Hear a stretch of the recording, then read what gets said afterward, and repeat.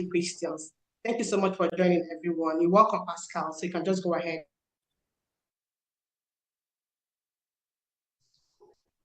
Yes, I can hear you clearly. Good morning, Ms. Moderator, panel of judges, and my distinguished audience. I think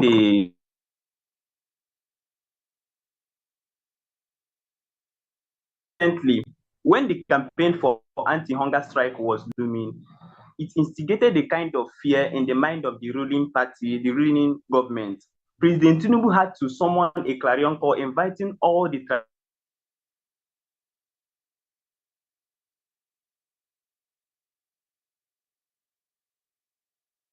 Now, in attendance to that meeting was the Vice President, members of the National Assembly, and other political state actors. Why did Tinubu summon such a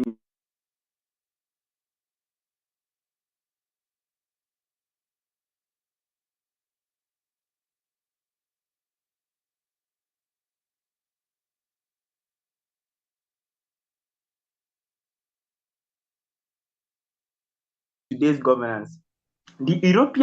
Before the coming of the Europeans, the area now called Nigeria is very rich in cultural diversities.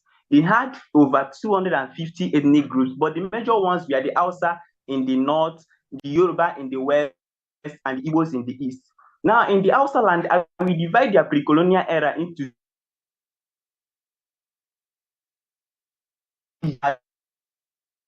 and it comprises of 14 kingdoms. These 14 kingdoms we are represented the 14 sons of Bayajida, who is the founding father of the Hausas.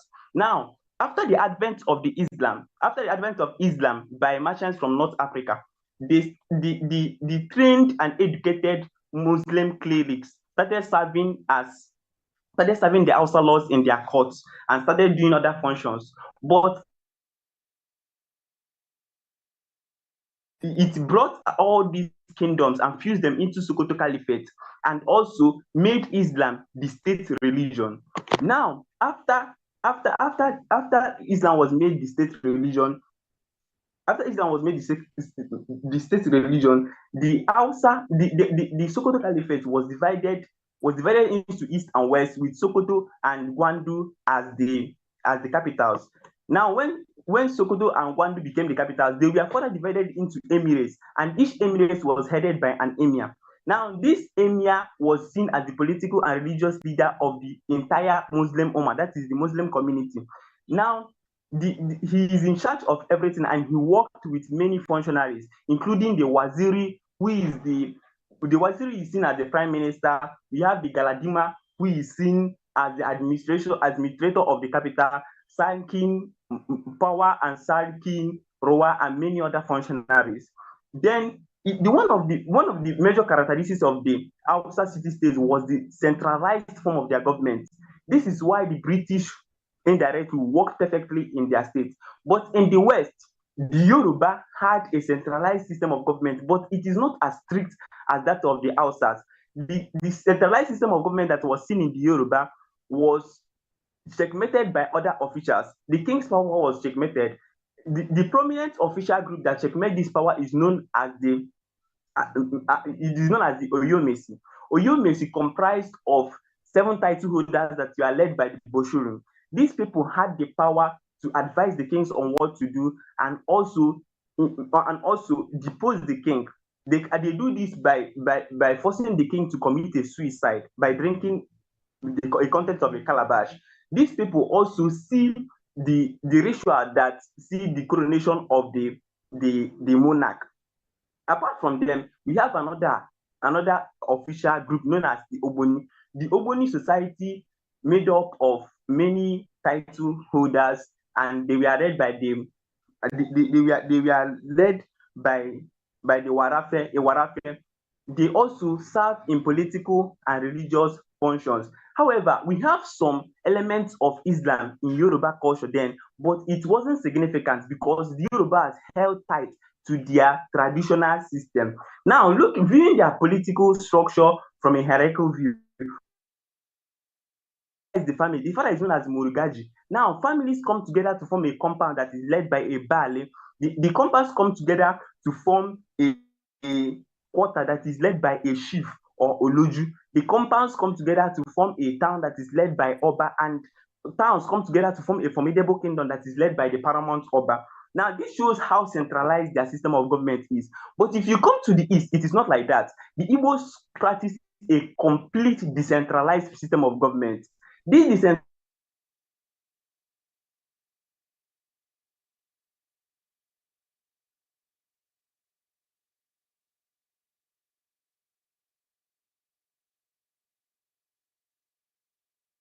in the Igbo in the East.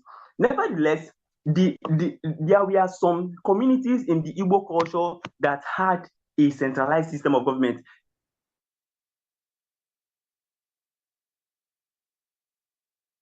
These communities were Onisha, Abo, Aroshuku, and many others. But the majority of the Igbo political system was based on a complete decentralized government. Now, in this, looking at the political structure that forms the background of this decentralized government, the Okpala heads an extended family. Now, when the Okpala heads the extended family, the Okpala holds the Ofo. He is seen as the intermediary between the ancestors and the people. He represents the family in community works, and also the community rituals and many other functions. Now, the extended families that have a common ancestor and they are linked by a common blood come together to form what we call the Omona. The Omona, they come together to form what we call the Omona.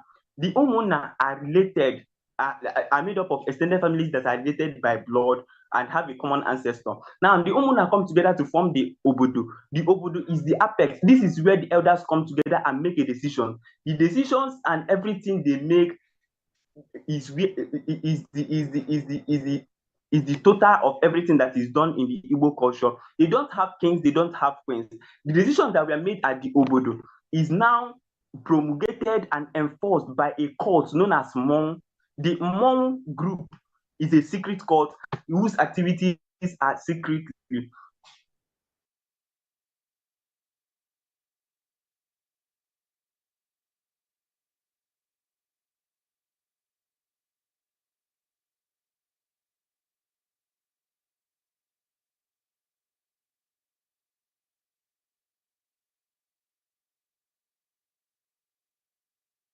Major function of Omwada in Yimona is to train the children in the community, especially the girl child, into how to behave in the community. But apart from this, the Igbos worship many gods and deities. They have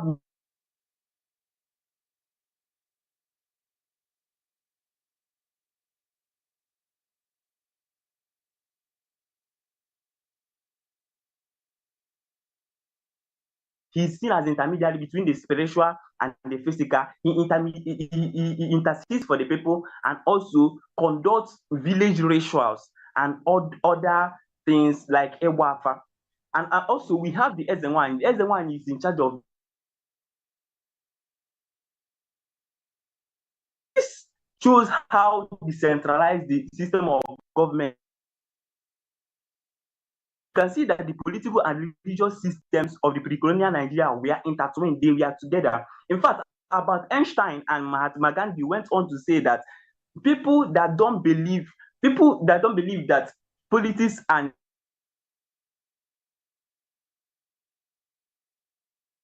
but that's by the way, our major focus day governance of Nigeria. When I began initially, I hinted on how Buhari summoned the traditional leaders of various communities to a meeting in Abuja. This brightens the fact that yes, these old power breakers still have a major influence in today's governance.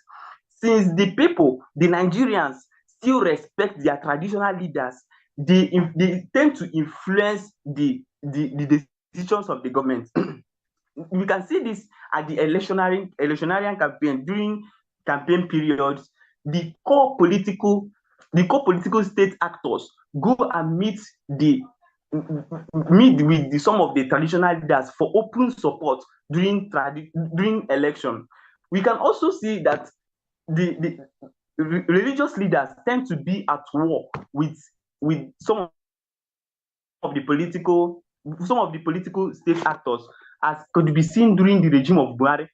Ibrahim Zakzaki was not in good terms with Buhari. The background of everything the background of the misunderstanding, the background of the problem.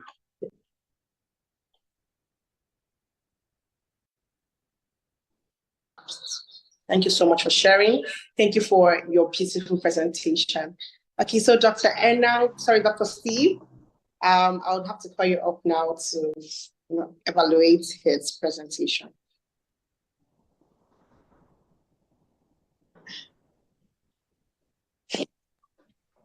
Good morning, all of us. Good morning, Dr. Steve. Mr. Pastor, can you hear me? Yeah, I can hear you. Good morning, sir. Yeah, good morning. First of all, I want to commend you for the effort you've put in so far in developing this essay and the confidence you've shown in your presentation. It's commendable, and we appreciate you for that. If you have your paper with you, I want to use it and to make the assessment on your presentation. Okay. And first of all, I will want to start with the topic you've captured on your presentation, on your paper. If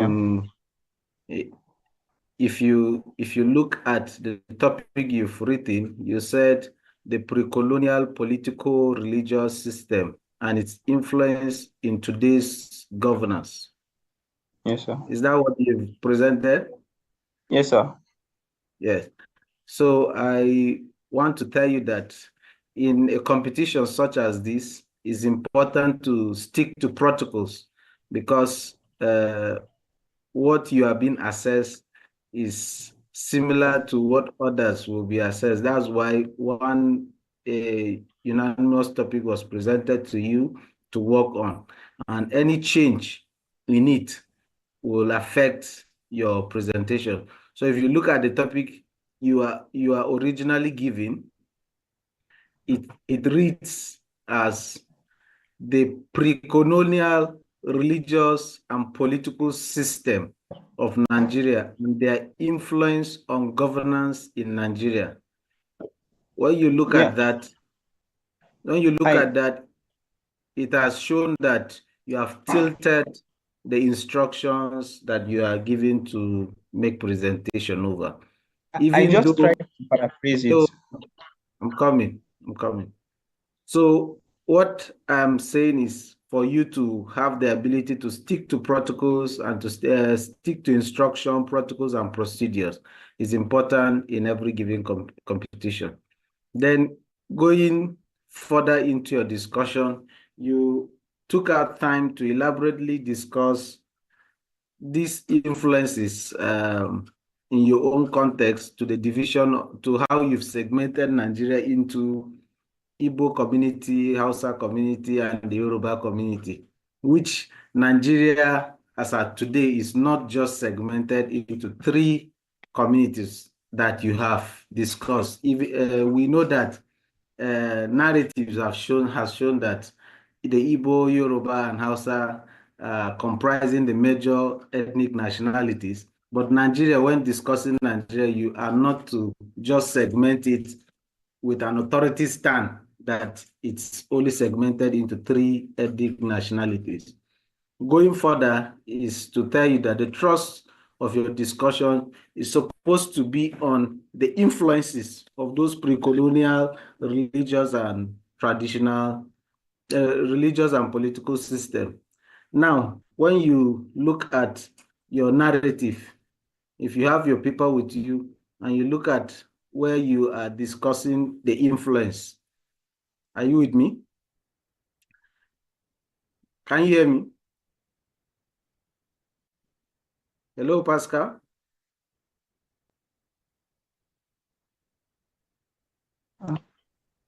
Okay. I can hear you, sir.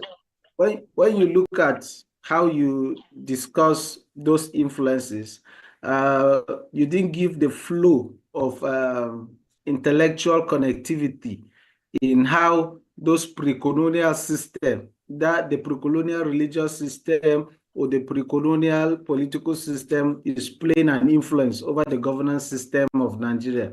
You talked about the periodic election of government officials is being influenced by native chiefs, since likewise the imams.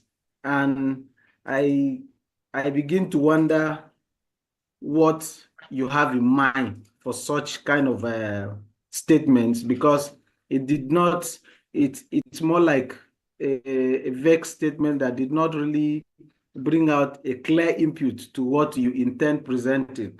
And because it's a competition, you wouldn't have time to be explaining to your reader what you always mean in your writing. So it's expected that when you are writing an essay, you should be able to make statements that one can be able to understand what you mean. You also said the religious leaders at times come at a loggerhead with government like Ibrahim Zazaki and Buhari. Now, if I will ask, what is the connection with the pre-colonial system and that loggerhead you are making reference to? Some of those explanations or points you presented is not clearly giving that intellectual connectivity as to what transpired in the pre-colonial political or religious system.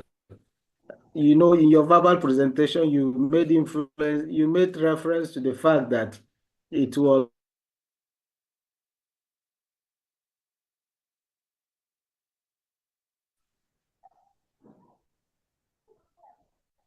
my time is up.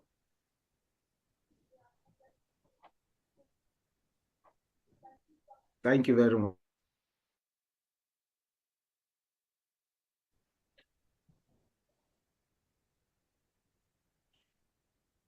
Thank you.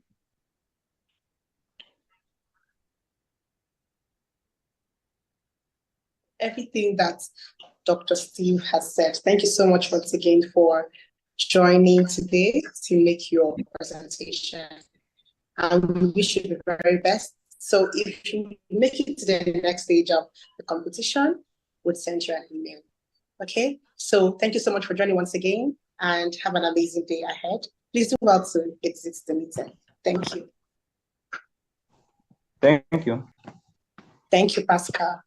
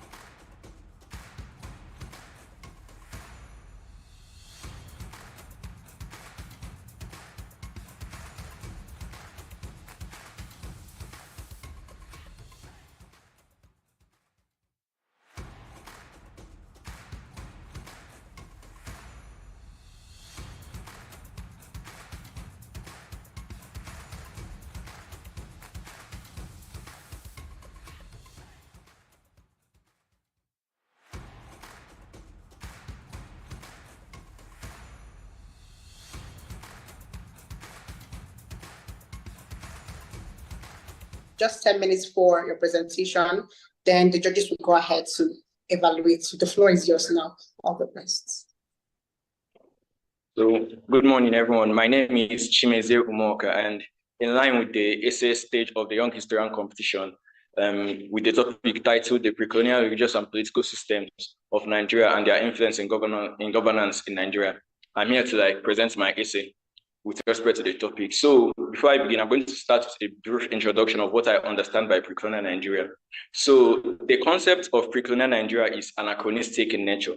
What I mean by that is in study of its history, it dates back further than what one can conceptualize. So the present Nigeria is an amalgamation of different lands that have evolved to become protectorates, regions, and states. The histories of these lands are diverse. They have their own indigenous happenings and their own evolutions. But it was during the pre-colonial times that we shared that same fate of amalgamation. And the amalgamation of these lands was not determined by any geophysical connection. In fact, it was stated that the only connection of these lands, like it's the Atlantic Ocean, which borders the southeastern part of the country. So it was just through the planning of the British Lords during the scramble for Africa, specifically when during the Berlin Conference of 1888 to 1885. So it was through their mappings and their plans that these regions and these arbitrary lands came together to become what we now know as Nigerians. So the systems of these indigenous lands have directly or indirectly shaped the governance of present-day Nigeria, and I'm going to analyze in some ways these practices and influences have fallen into place in the present-day Nigeria. So first, I'm going to talk about the religious systems.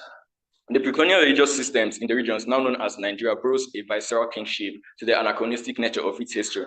So before the advent of Christianity and Islam, these regions practiced their own indigenous regions. We had the Oyo Empire, the Kanem Borno, and the Benin Kingdoms, and then we had the decentralized states of the Igbo people also, and some other different regions. So these kingdoms had their own their own different kind of religious systems, but there was one thing most of them shared in common. They had a kind of polytheistic view of godship. So they believed in many gods. Like the Igbo people had their own different gods, like the Ani, the god which is responsible for the land, then Chukwu, the greater god, and Chineke, the god who creates. Same with the Yoruba people who worship different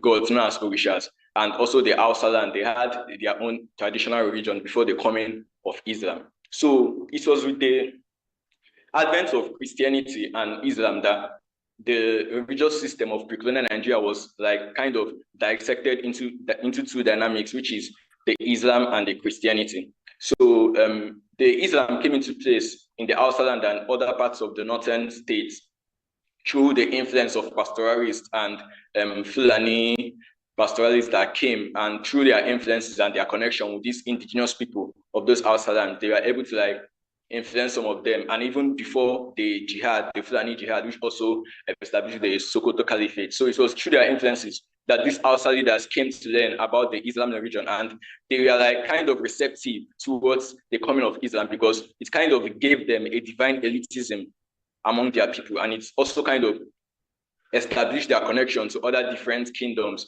like the Mali and the Songhai Empire. So the Christian religion influenced most of the southern parts of Nigeria during one of the British policies, because when the Britons came to colonize most of the countries in Africa, they used three policies, three initiatives, which is commercialization, Christianity, and civilization. So civilization was one of the tenets they used to influence these people. So with that Christianity, these indigenous people that practice their traditional beliefs were converted.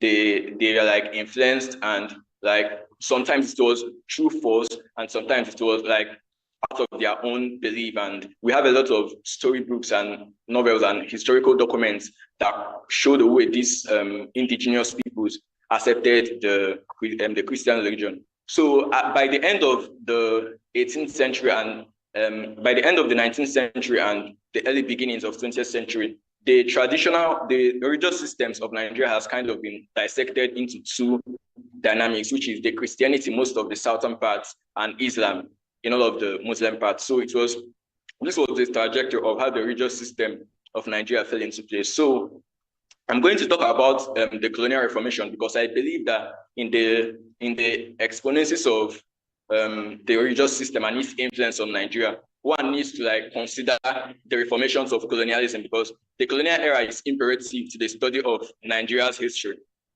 So the colonial era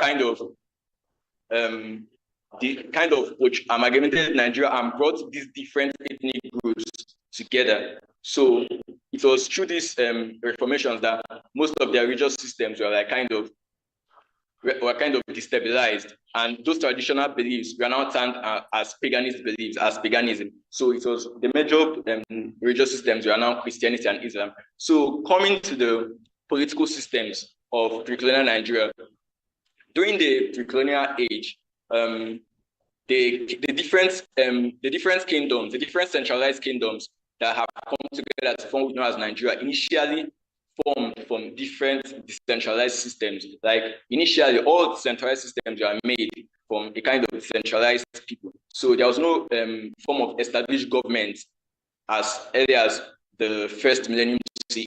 So it was through the influence of some people that these centralized systems are formed. So some of these centralized systems were the Oyo Empire, the Kanem Bonu Empire, the Benin Kingdom, and etc. So this centralized states kind of dominated much part of the region that is now known as Nigeria. But in some other parts, there was no kind of centralized government. The Eastern people had this kind of decentralized form of government, using, for example, the Igbo people, who are based on a kind of patrilineal rulership. What I mean by patrilineal is the elders of each respective family, the male elders that came together to form a council that kind of determined their political kind of system. So it was with the British influence that this centralized and decentralized political systems kind of came together to form what is now known as the federal government of Nigeria. So the empires, during the British colonial rule, the empires and the kingdoms were kind of the rulers of this kingdom and empires were kind of used as decentralized agents of power sharing. So although it was impossible to enact that policy of indirect rule in the eastern area, so the British people had to enact a king for the Igbo people who believed in the decentralized kind of system. So by the end of during colonial reformations and everything, the political system of Nigeria has come to be in a kind of process whereby the people now have to pay obeisance to their local leaders, who in turn gave commissions to the British government. Then after the coming of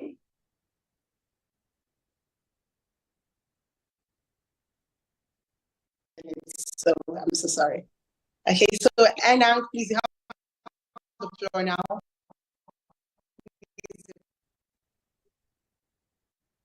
All right. Good morning, Chimeze. Good morning, Dr. Steve. Good to have you in this space again. Good morning, Edith, and good morning, Chamaka. Chimeze. Chimeze, can you hear me? Yes, I can hear you. All right, please listen carefully. I've gone through your work. All right. Yes, sir. Firstly, I have an issue with your title. You know, like Dr. Steve would always emphasize.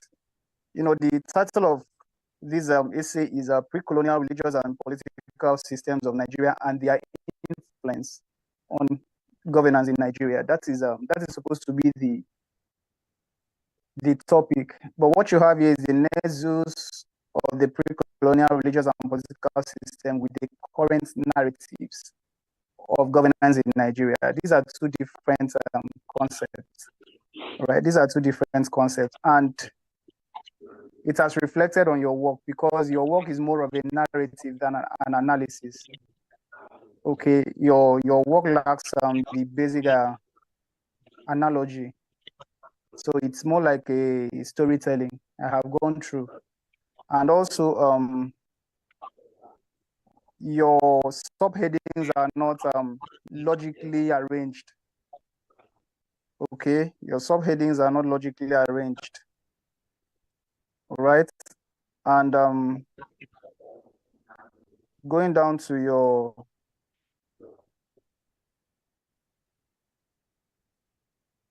referencing is just two.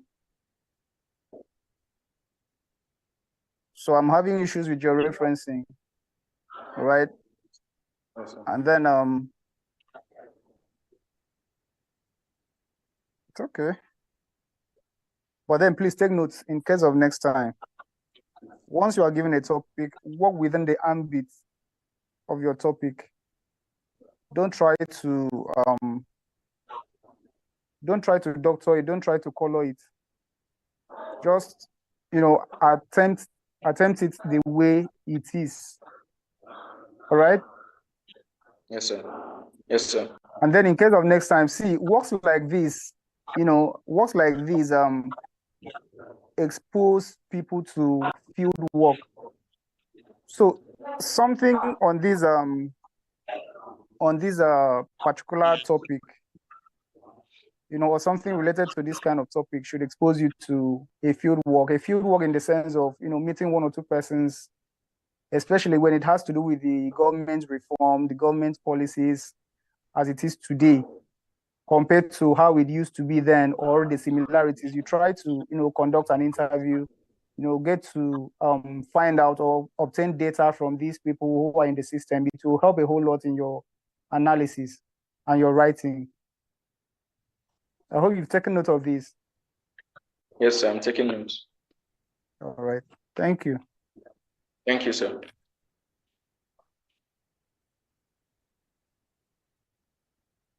So much, Enang. Dr. Steve, please, do you have anything to say? Just a few words before his time. All right. And now what I will add, Chimeze, what I'll be adding to what Enan has said so far is that you should go and on your own make a findings on the influence, because you have left that gap completely. The second part of the questions, you didn't touch it. So try and do that in your next presentation. Thank you. Yes, yes, sir. Thank you.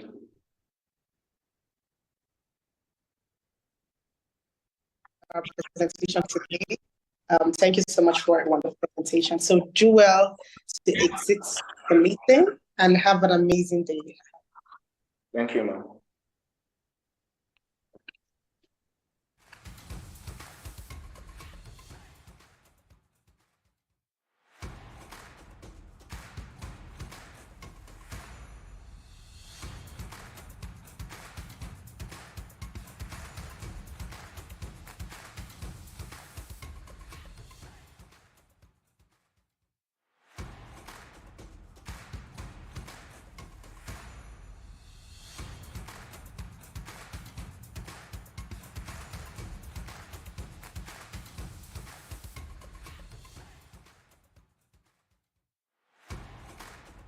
Yeah.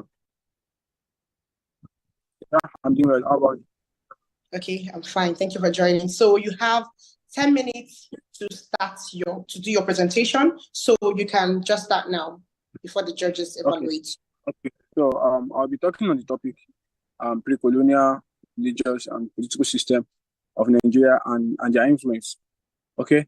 So before I comment my presentation, I would like to establish 3 facts, because upon those 3 facts were what my presentation of my essay was written, and my presentation, of course, is going to be done. The first fact I would like to establish is when talking about the pre-colonial period in Nigeria, it's actually the period before 1900. Although this has been a major discourse of controversy and it's among historians and other people, a professor of warfare in the pre-colonial West Africa.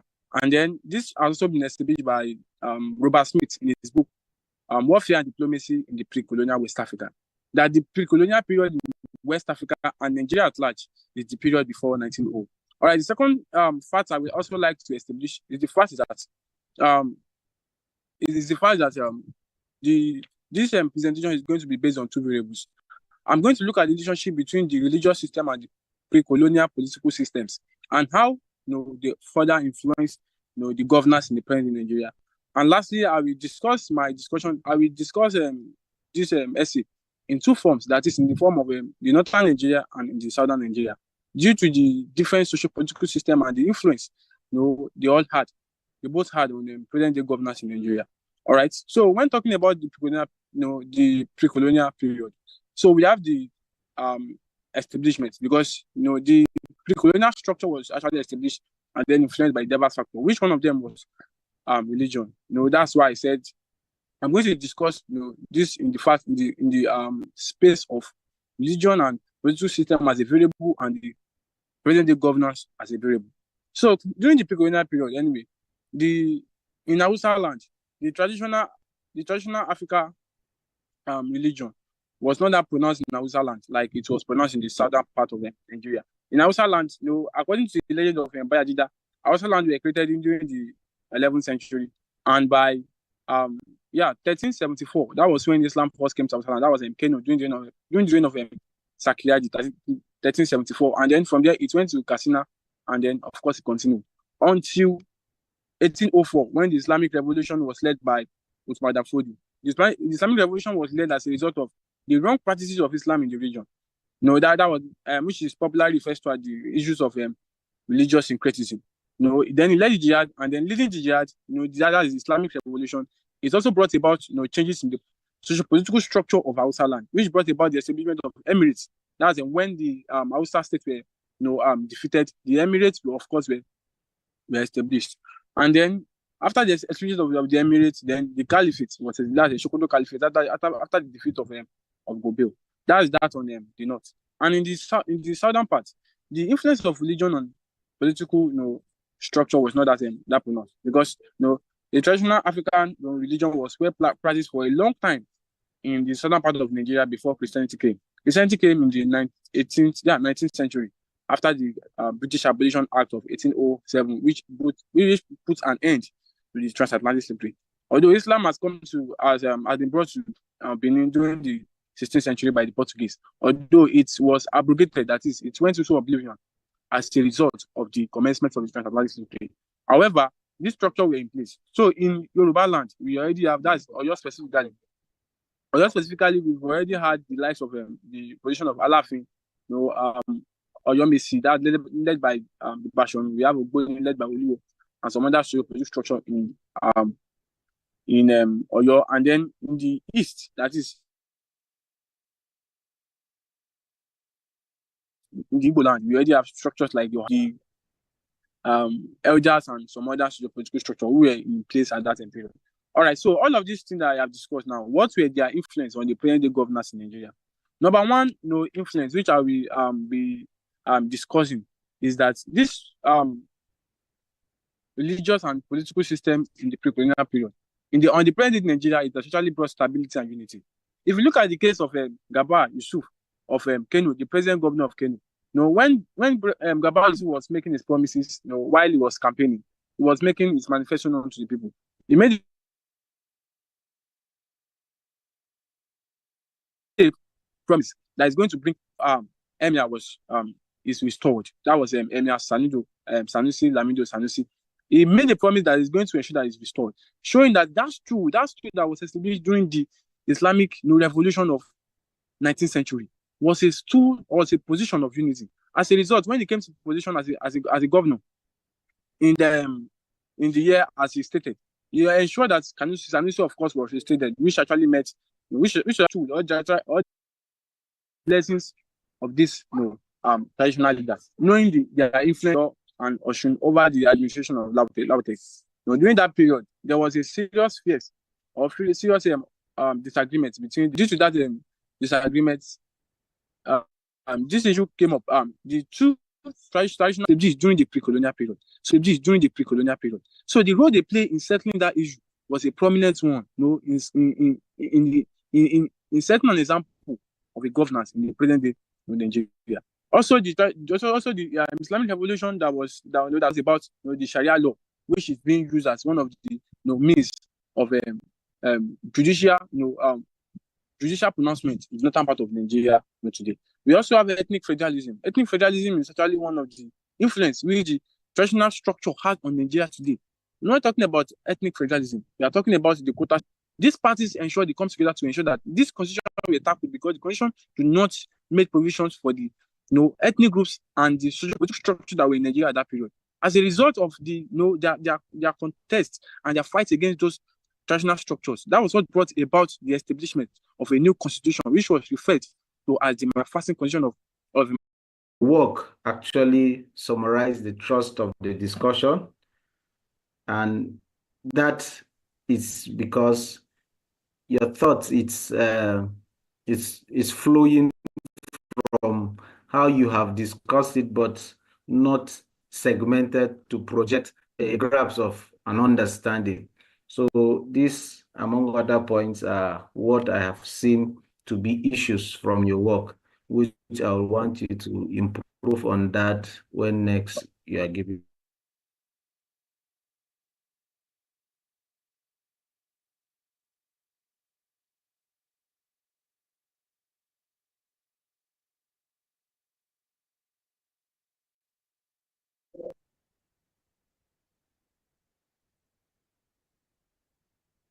Doctor has spoken elaborately on the deficiencies. So I don't have anything to add to. I'll only advise that he sticks to what doctor has said already and get himself improved. That's all.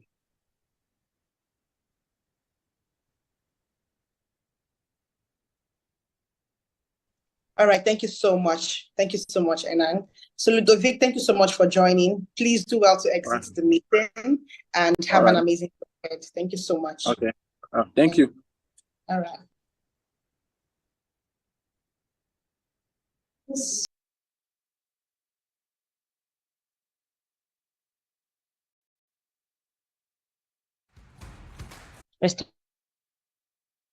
A program like this, because at the course of my research, I was like, wow, I didn't even know for this competition. I wouldn't have known more of what be asking the Imperial from England often. So they amalgamated all, I think in the earlier time, maybe 1958 or something.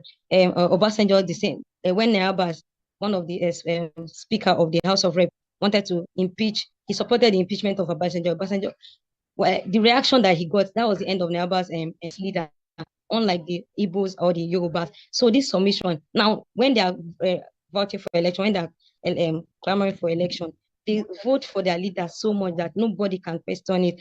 And the population is more on that end. So the eastern part are more like marginalized, whereas the resources, natural resources coming from this end, but they are the ones that are enjoying it the most.